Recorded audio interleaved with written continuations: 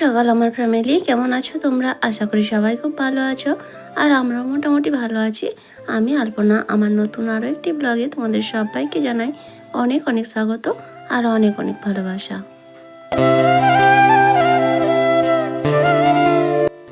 আজকে দিনটা হলো শুক্রবার আর এখন ঘড়িতে সময় ওই সকাল 7:30। আর আজকে এখন থেকেই তোমাদেরকে সাথে নিয়ে আজকের ভিডিও শুরু করছি। প্রত্যেক দিনের মতো সকালের বাসি কাজকর্ম কমপ্লিট করে স্নান করা সব কিছু হয়ে গেছে। মেয়ে গেছে টিউশন আর তোমাদের দাদাভাই চলে গেছে হাট। সকালে চা খাওয়া কমপ্লিট। আর এখন চলে আসলাম এই যে বিছানাটা গোছাতে। এবার একটু একটু না সকালের দিকে ঠান্ডা ঠান্ডা লাগছে, মনে হচ্ছে যেন শীতের আমেজ লেগে গেছে। মানে শীতকাল আসতে শুরু করেছে এটাই এবার মনে হচ্ছে। আর শীতকাল আসলে আমার সব থেকে বেশি কষ্ট হয় কেন জানো তো? শুধু জামা কাপড়ে চারিদিকে ভর্তি থাকে শীতের পোশাক, এক একজনের 3-4টে করে। আর তারপর বিছানার মধ্যে এমনিতেই দেখতে পাচ্ছ সারা বছর এগুলোই আমাদের থাকে, প্রয়োজন হয়। আর শীতের সময় আরও 4টি বার হবে।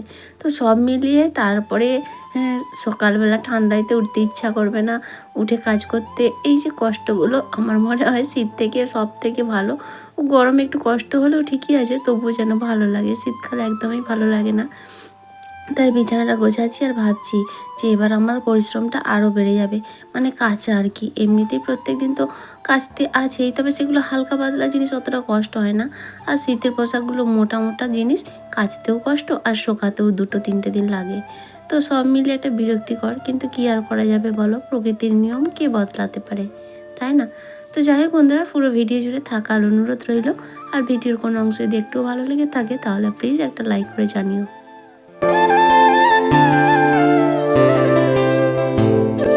বেশ কিছুদিন ধরে আমার একটা কমেন্ট আসছে, মানে কয়েকজন দিদিভাইরা জানতে চেয়েছে আমি ফার্স্ট পেমেন্ট পেয়েছি কি না। তো যদি পেতাম অবশ্যই তোমাদেরকে সবার আগে জানাতাম, কারণ যদিও সেটা পাই সেটা তোমাদের ভালোবাসার জন্যই পাবো। কিন্তু এখন অতটা ভালোবাসা পেয়ে উঠতে পারিনি গো। আর সত্যি কথা ভেবেছিলাম চ্যানেলটা যখন শুরু করেছিলাম বা যখন মনিটাইজ করলাম তখন যে পরিমাণ ভিউজ আমার আসছিল, ভেবেছিলাম হয়তো দুর্গাপুজোর সময় পেমেন্টটা পাবো, সেই হিসাবে চলতে মানে গড় যদি থাকতো। কিন্তু কি বলো তো, চ্যানেলটা একেবারেই ডাউন হয়ে গেল।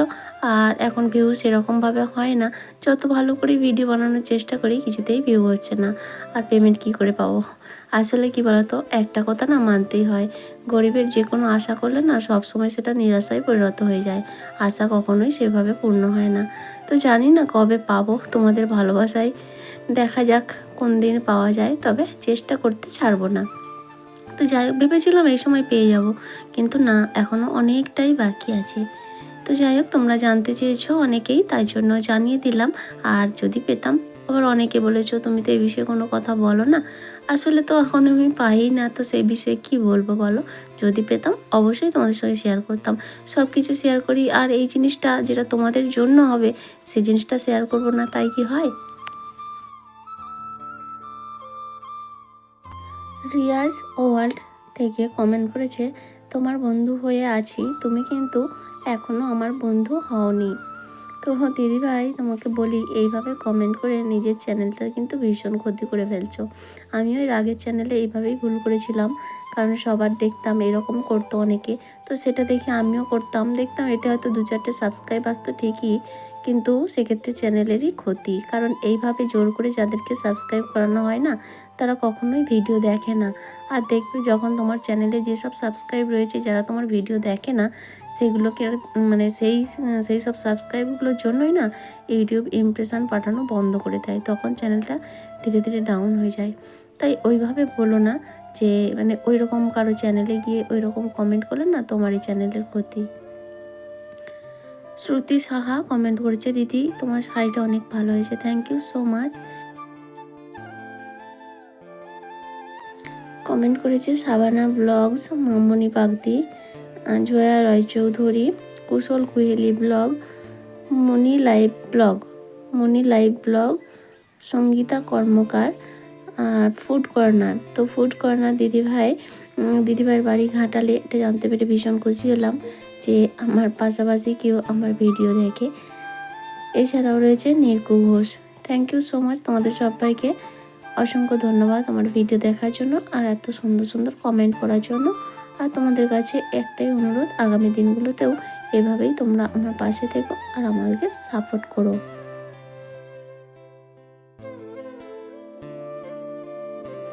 আর এদিকে দেখো কথা বলতে বলতে আমার কাজ কিন্তু কমপ্লিট। মাত্র 10 মিনিট লাগলো আমার পুরো বেডরুমটাকে পরিষ্কার করতে। ওদিকে বিছানাটাকে সুন্দর করে গুছিয়ে নিয়েছি, তারপরে শোকেস আর ড্রেসিং টেবিল যেটুকু যা আছে সব কিছু কিন্তু ভালো করে মুছে নিয়েছি। আর এখন এই যে ঘরটা ভালো করে ঝাড় দিয়ে নেবো, তাহলে কিন্তু আমার ঘরের কাজ কমপ্লিট। আর সকালে না মানে বাসি কাজ সারার সময় ঘরটা ভালো করে সুন্দর করে কাদা মাটি দিইনি, মাটি বা গোবর কোনো কিছুই দিইনি, কিন্তু জল দিয়ে সুন্দর করে মুছে নিয়েছি, যার কারণে ঘরটা বেশ ফ্রেশ রয়েছে। আর এখন ফার্নিচারগুলো মুছে নিলাম, দেখতে বেশ ভালো লাগছে। কারণ কি পরিষ্কার পরিচ্ছন্ন থাকলে একটা আলাদা রকম ফ্রেশনেস থাকে। তো যাই হোক, এখন এই যে ঘরটা সুন্দর করে ঝাড় দিয়ে নিচ্ছি, যদিও ঘরের মধ্যে সেভাবে কোনো কিছুই নেই। কারণ কি সকালে বললাম না, মুড়ে পরিষ্কার করে মুছে নিয়েছি। আর এই নাতা দেওয়ার ফলে না ঘরের মধ্যে ধুলোবালিটা একটু কমে যায়। আবার হয় যখন শুকিয়ে যায় তখনই হবে, কিন্তু এখনও তো সেভাবে শুকায়নি। তো যাই হোক, ঝাড় দিয়ে এখন পাপোশটা দিয়ে দিলাম ঘরের বিছানার সামনে একটা আর গেটের সামনে একটা। তো এবার চলে আসলাম রান্নাঘরে। বাসনগুলো যে ধুয়ে রেখেছিলাম সকালে, দেখছো এক ধামা বাসন। তো এর মধ্যে সকালে চা খাওয়া হয়ে গেছে, সেই সমস্ত বাসনগুলোও ধুয়ে রেখেছি। তো এখন বাসনগুলো জায়গা মতো গুছিয়ে রাখবো, কারণ এরপর আবার রান্না বসাতে হবে, মেয়ের তো স্কুল রয়েছে। সকাল 5:30 থেকে ওই 10:30 পৌনে 11টা পর্যন্ত এই সময়টা কিন্তু আমার প্রচণ্ড ব্যস্ততায় কেটে যায়। সকালে উঠে বাসি কাজ কমপ্লিট করতে করতে মেয়েকে তুলে রেডি করে টিউশন পাঠানো, আর তারপরে বাসি কাজ কমপ্লিট করে স্নান পুজো দিয়ে ঠাকুর পুজো করার পরেই আবার সঙ্গে সঙ্গে চাটা খেয়েই রান্না বসানো। চাটাও কিন্তু ধীর স্থিরভাবে বসে খাওয়া যায় না, মানে তাড়াহুড়ো করে খেয়ে নিয়েই রান্নাটা বসাতে হয়। তারপরে রান্নাবান্না, মেয়ের টিফিন সমস্ত কিছু কমপ্লিট করে মেয়েকে স্কুলে পাঠানোর পর তারপর একটু রেস্ট পাওয়া যায়। তো তখন যে কাজগুলো থাকে সেগুলো ধীরে ধীরে টুকটুক করে করে থাকি। আর তবে বেশিরভাগ দিনই ঘরের কাজটা কিন্তু ওই রান্নার পরেই করে থাকি, কারণ সকালটা সেইভাবে হয়ে ওঠে না। তবে যেদিন সময় পাই সেদিনে কিন্তু সকালটা করে নিই। তো যাই হোক, ওদিকে বাসনগুলো গুছিয়ে নিয়ে এখন এই যে রান্নাঘরে মেয়ে দুধটা বসিয়ে দিলাম, আর একদিকে ভাত বসিয়ে দিলাম। কারণ চা করার সময় দুধটা বসানো হয়নি, দুধটা ফোটাতে অনেকটা সময় লাগবে, তো সেই কারণে। তো এখন বসিয়ে নিলাম। আর ওদিকে তোমাদের দাদাভাই হাট থেকে এসে গেছে। তো আজকে পাঙাশ মাছ এনেছে আমাদের জন্য, আমাদের মানে মেয়ে আর আমার। তোমাদের দাদাভাই ওই মাছটা খায় না, তো আজকে আর অন্য কিছু মাছও নিয়ে আসেনি। তো ওর জন্য ভাবছি ডিম করে দেব। আর আমি এখন এই যে পাঙাশ মাছটা রান্না করব, আর সবজিও কেটে নিয়েছি। রান্না করব বরবটি আলুর তরকারি আর একটু ডাল। আর তোমাদের দাদাভাইকে খাওয়ার সময় একটু ডিম ভেজে দেবো, তাহলেই হয়ে যাবে। আর আমার আর মেয়ের তো পাঙাশ মাছ হলেই হয়ে যাবে। কারণ মেয়ে না একসময় পাঙাশ মাছটা খেতই না, যখন ছোট ছিল যখন দিতাম তখন দাদাভাই তো কোনোদিনই খায় না, আমি খেতে খুব পছন্দ করি। তো এক দিন আমার জন্য হয়তো নিয়ে আসতো, তখন মেয়েকে একটু দিলে না ও খেতেই চাইতো না। তো আমি বলেই দিয়েছিলাম যে আর আনতে লাগবে না, একার জন্য কি আর ভালো লাগে। তো তারপরে দেখলাম এখন মেয়েরও কিন্তু ভীষণ পছন্দের, মানে এতটাই পছন্দের কি বলবো। তো যাই হোক, সেই জন্য এখন মেয়ে আর আমি দুজনেই খেতে থাকি।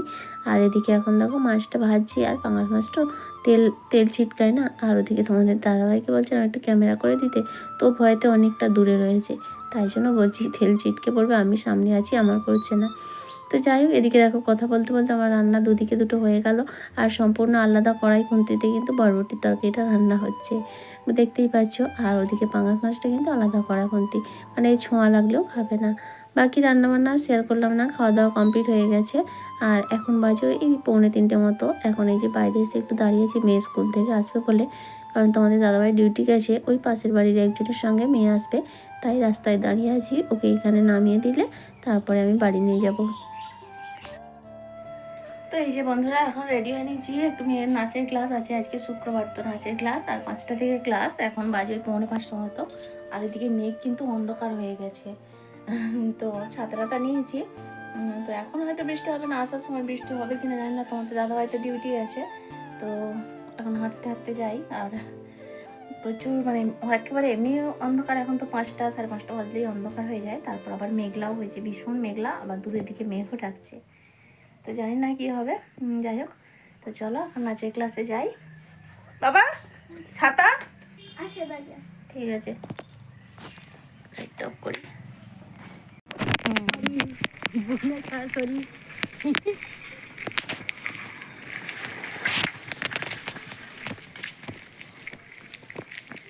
জলগুলো সব কমে গেছে বলো, তার ভর্তি ছিল। আবার দৌড়ায়। সত্যিই নাচের ক্লাসে পৌঁছানোর পরে কিন্তু বৃষ্টি শুরু হয়ে গেছিলো, তবে আসার সময় হালকা গুড়ি গুড়ি পড়ছিল, তাই তাড়াতাড়ি করে চলে এসেছি। আর তোমাদের দাদাভাই কিন্তু এখনও ডিউটি থেকে আসেনি, তো এসে সন্ধ্যা টন্ধা দিয়ে মেয়ে সন্ধ্যে দিয়েছে, আর তারপরে মেয়েকে দুধ বিস্কুট দিলাম, আর আমি একটু চা আর মুড়ি খেয়ে নিচ্ছি। এরপর আবার মেয়েকে পড়া কমপ্লিট করাতে হবে, আর তারপরে একেবারে চলে আসলাম রাতের খাওয়া দাওয়ায়। তো রান্না করেছি আলু সেদ্ধ, পেঁপে সেদ্ধ আর মুসুর ডাল। তো গরম গরম এইরকম আলু সেদ্ধ, লঙ্কা ভাজা, পেঁয়াজ দিয়ে মাখানো, আর তার সঙ্গে ডাল, মুসুর ডাল আর পেঁপে সেদ্ধ খেতে কিন্তু ভীষণ ভালো লাগে। খাওয়া দাওয়া কমপ্লিট। আর এই যে দেখো আমাদের 3জন সদস্য, এরা আবার ডাল তরকারি খায় না, এরা দুধ ভাত খেতে পছন্দ করে। তো যাই হোক বন্ধুরা, আমার আজকের ভিডিওটা এ পর্যন্ত। ভালো লাগলে প্লিজ একটা লাইক করে দিও। আবার দেখা হবে, আজকের মতো টাটা।